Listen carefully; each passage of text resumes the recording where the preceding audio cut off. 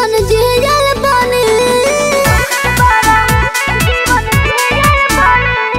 नैहर के हम खाई पियल बानी सुख से बड़ा जीवन जियल बानी। एही से खाइल ना तो कहियो तू हरियर तरकारी खोजेलू।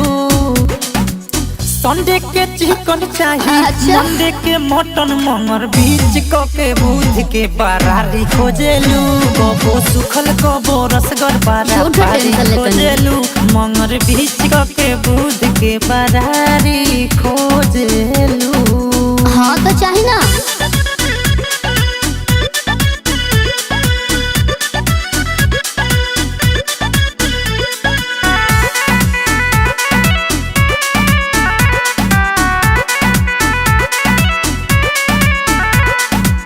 ऐसे फूटाने होई तो पूठा पवार नहीं जामी।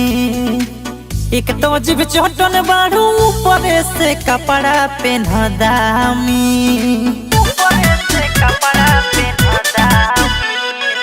फेवरेट हमर नॉन वेज हो हमसे ना होए परहेज हो बुझनी।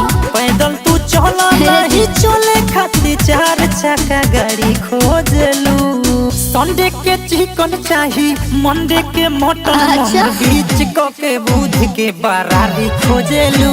कबो सुखल कबो रसगर बरारी खोजेलू मंगर बीच के बुध के बरारी खोजेलू। हाँ तो चाहिए ना।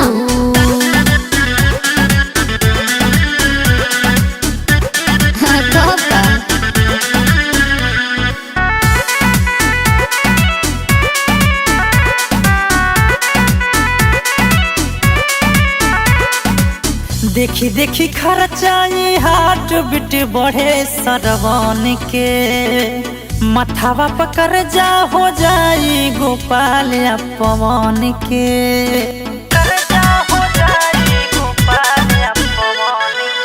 देखी देखी खर्चाई हाट बिट बढ़े सरवन के मथावा पकड़ जा हो जाई गोपाल या पवन के। हाई फाई मोर प्रोफाइल डिफरेंट वॉइस स्टाइल बुझनी। खराबों में सोफा टेबल एसी फ्रिज अलमारी खोजेलू। संडे के चिकन चाहिए मंडे के मटन मंगर बीच के बुध के बरारी खोजेलू। कबो सुखल कबो रसगर बरारी खोजेलू।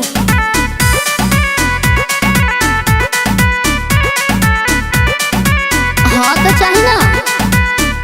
मंगर बीच के बुध के बरारी खोजेलू। हाँ तो का रोटी चटनी खाई।